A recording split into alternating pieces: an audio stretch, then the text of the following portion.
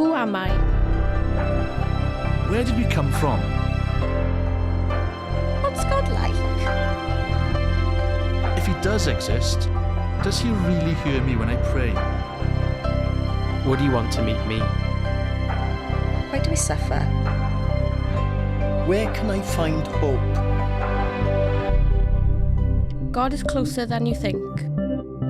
God is closer than you think.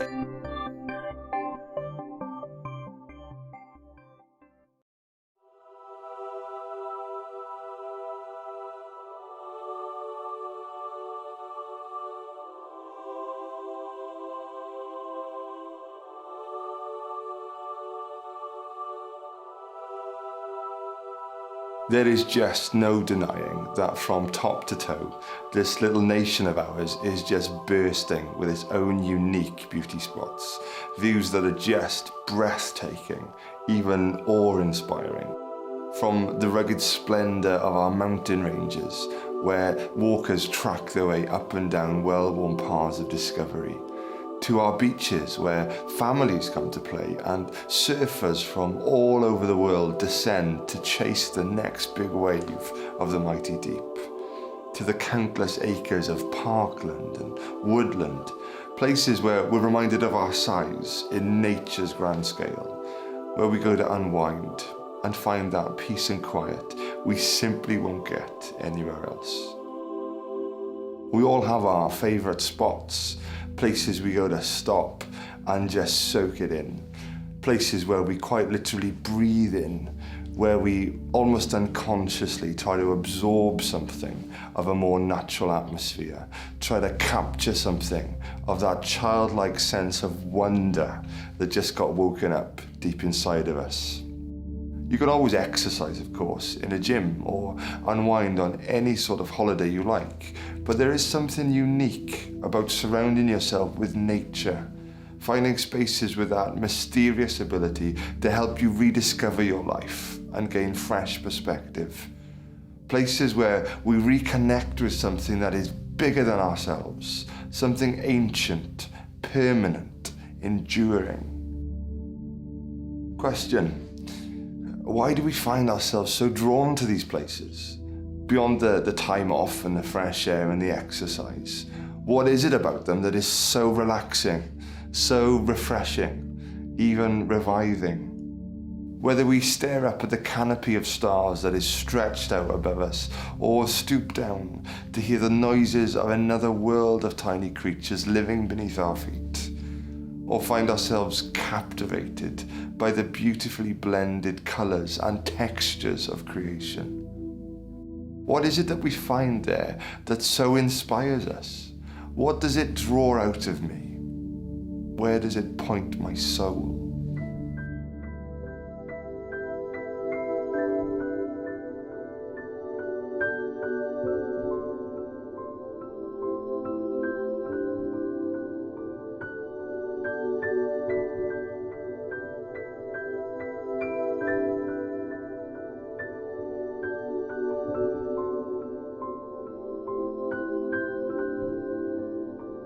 I was at a safari park with the family a few months back, and the kids were fascinated by the reptiles guy talking about these huge snakes that he brought out to show us. And he was describing how clever this snake's body was that allowed it to do all the things that snakes do so perfectly well.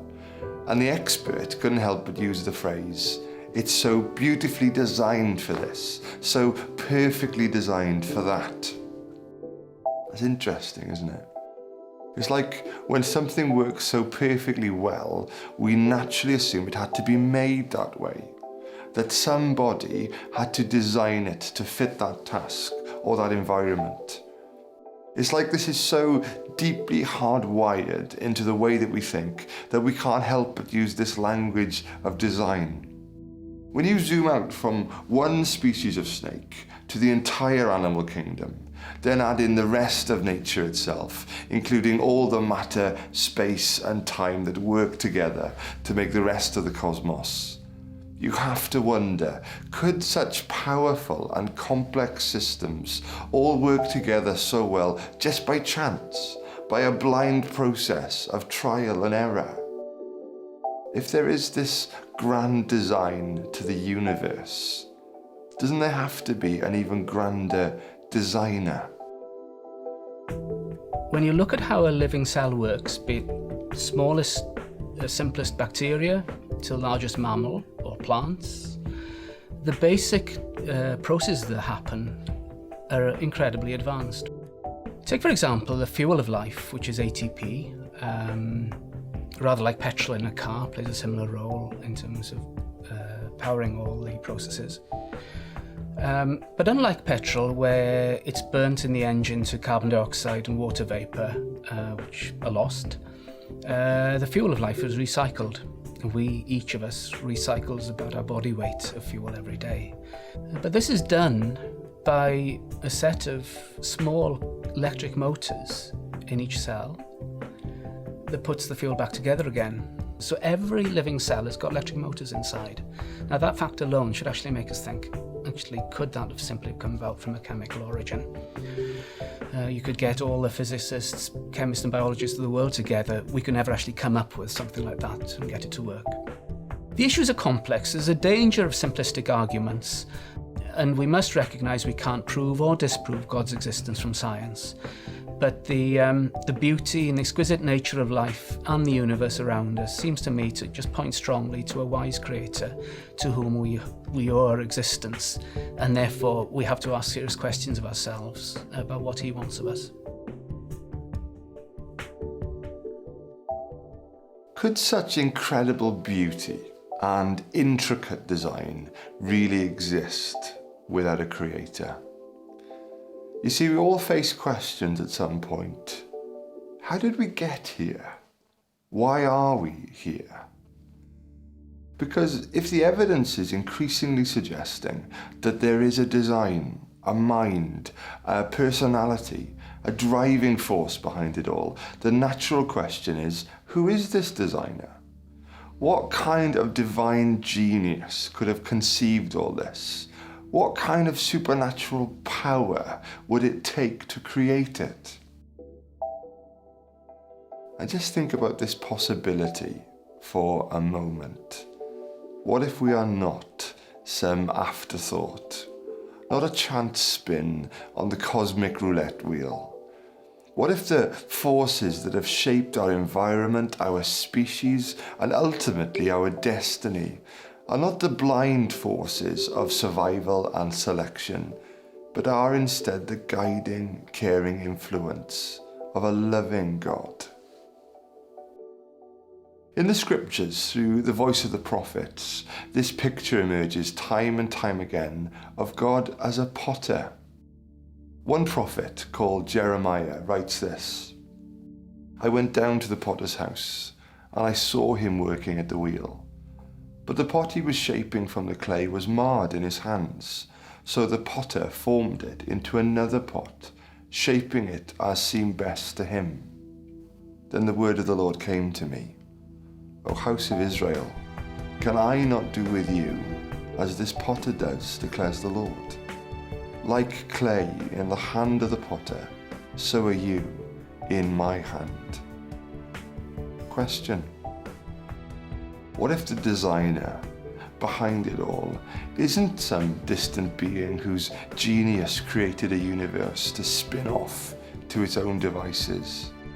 What if, instead, this ancient portrait from the prophets is true, that the potter's hands, the divine ability to shape and mould, are still surrounding all of life, all he has made? What if God is actually intimately connected, passionately concerned about the work of his hands, about our world, about us? What if his attention, his affection is still focused right here, right now? But this picture is also one of a pot that is not yet finished, marred, and even damaged in places. But the potter knows what's best and continues to smooth away, to mould down, to make new. What if it matters to him what I do with the life he has created for me? What if that true potential that lies latent in our soul we can never discover without him?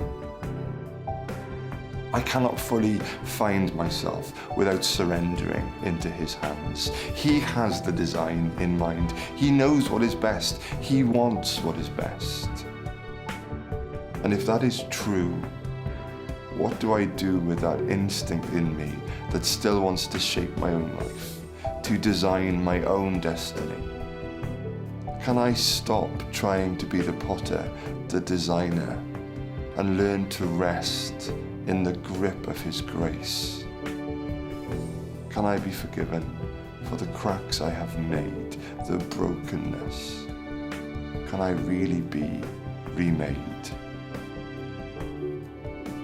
Is it possible that the places we run to refresh us so deeply because they are signposts for our soul to a greater reality, that we were lovingly crafted by a God who still wants to hold us, who still wants to shape us into his original design?